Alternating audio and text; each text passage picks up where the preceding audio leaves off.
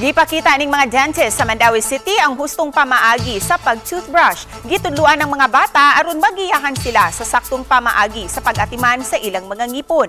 Gipahigayon ang kalihukan uban sa mga opisyal gikan sa City Health Department, Department of Health ug sa Department of Education. Ang kalihukan subay sa pagtak-op sa National Oral Health Month nga nagdasig sa katawhan sa hustong dental care. Kini aron kalikayan ang mga problema sa umaabot.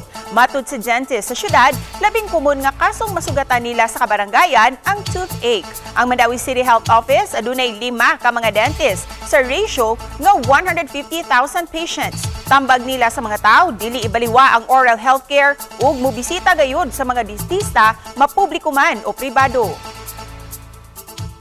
The Department of Health envisioned a healthy Filipinas, where health is seen as a shared responsibility of all Filipinos.